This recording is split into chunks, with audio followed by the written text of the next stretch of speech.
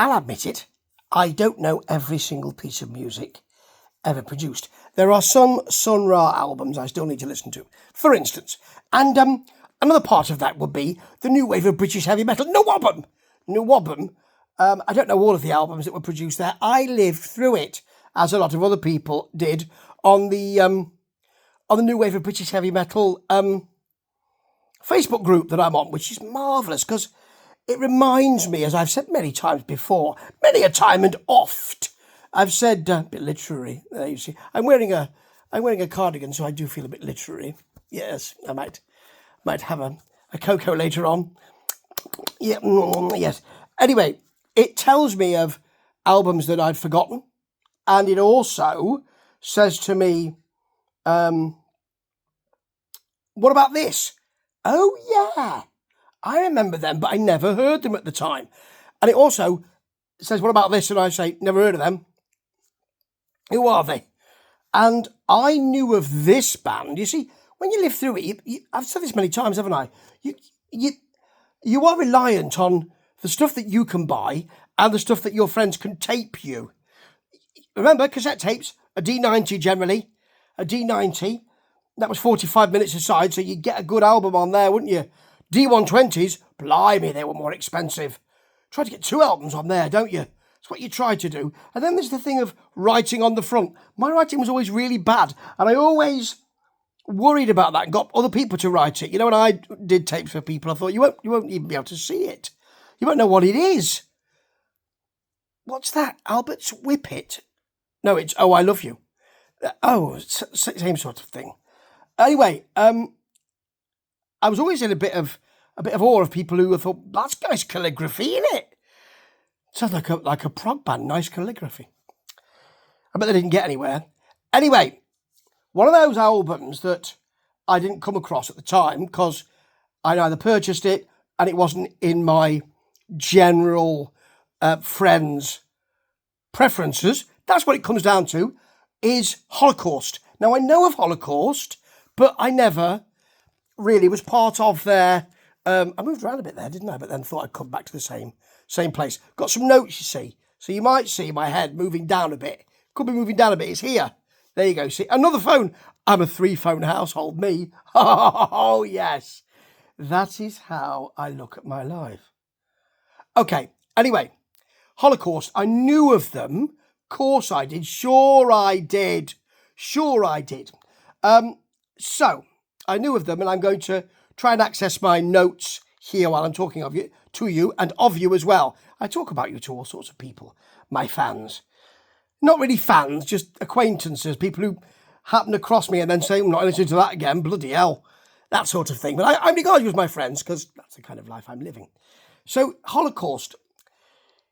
I knew that people liked them at the time, actually, because they were in Kerrang, weren't they? And I also, but not a lot, and I also knew that people revered their music. They really liked what they did. And I suppose we just weren't part of that. So I've gone back to an album which was just on the Facebook group, a picture of it, because that's what tends to happen. Picture of this. And, you know, because that's what you're currently playing. So a picture in the background of your stereo system, your stereogram system, and then a picture of the album that you're about to play. And this was Holocaust's The Nightcomers. Is it their only one? Is it their only album, The Nightcomers? I think it is, you know. I'm just going to have a look at that to see if it is their only ever album. Just bear with me a minute. There is another album, but it's a live one. It's called Live Hot Korean Wine. But this came out in 81, which would be really in the middle, slap bang in the middle, or actually just probably a year too late, because I think it was done by 83. I think 79 and 80 were the main years, really. But 81, certainly that's part of the new wave of British heavy metal period. We know that. And this came out on their own record label, which is great. You know, I think they were Scottish, and I think it's out on their Phoenix Record and Filmworks. It was re-released in 2000, and it is little wonder that people like this, because at the time, the thing about new wave of British heavy metal was younger bands. I mean, you had bands like Def Leppard, and you could see that their songwriting was going to get stronger, and you could see that there was going to be dynamics in their songwriting. You could see that with Iron Maiden as well, actually. It was no real surprise when they moved from Killers to Number of the Beast. And in this, and then other bands like Samson, just to keep that Iron Maiden, Bruce Dickinson thread going, I could see that, well, they're not really going to, they're not changing. The music's not developing, is it? It's more of what we've had before, and you might like that, and that's fair enough.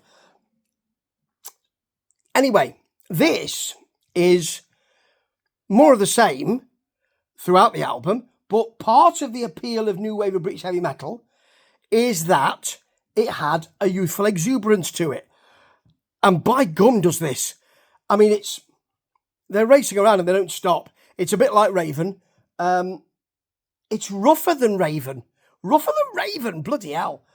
Raven had some dynamic even from the beginning. You thought, okay, there's a bit of a more melodic middle there, a bit of a more melodic chorus. It's no surprise they tried to break America. But this is something else entirely. So, it's a thrill ride, if you like that sort of thing. And it does sound like that kind of period when you had just the dying embers of punk before the music industry grabbed it and said, we'll now call it new wave and it can be on top of the pops. It's like that. It's still got a bit of danger to it. And Smoking Valves has a bit of a glammy guitar, it sounds like to me. It has that sort of rockabilly. When I say rockabilly, like the Sex Pistols had. I mean, there is a bit of Sex Pistols in here, to be honest. There's a huge solo, which is really good fun. It's a simple offer. Throughout this album, this is going to be incredibly simple. You're not going to have to think about it. You're going to enjoy it. It's there. You don't need to ask why. Just enjoy it while it's there. And talking of the Sex Pistols, It Don't Matter to Me does sound like the Sex Pistols are just sort of having a bit more of a classic rock moment. Then it becomes a bit new wave, actually. You could imagine it on TOTP. TOTP, here's a new single from Holocaust. Certainly is, mate. Certainly is. It's called It Don't Matter to Me. Does it matter to you? No, mate. Certainly not, mate. Anyway, Come On Back is the second track. It's got a glammy, there's a bit of glam in here. And that's one of the things about the new wave of British heavy metal. People thought, oh, it's just that. It's not just anything. There's an awful lot. You know, it's not just fast-paced, crashing guitars. It's not. There's an awful lot to it. There was a lot of different bands. I know I keep mentioning Shiva, and I've got to... And as well as that, Demon. You know, I mean, The Unexpected Guest and The Plague, very different albums, in my view. So it's not just, oh yes, it's that one thing. And this has a bit of glam in it, and some bands did that. It's fun when the sharp solo takes over. Crying Shame's got a big bass and a very simple, easy to like. I'm not saying simple as in, oh, they're a bit rudimentary, aren't they? Easy to like. You're not going to have to think much about it. If you like it, you like it. That's hard to do, you know, and it's naturally done here with Holocaust. It's pretty poppy, actually, that solo. It's ascending. It's a little bit poppy. Really lovely feel. And then shovel metal.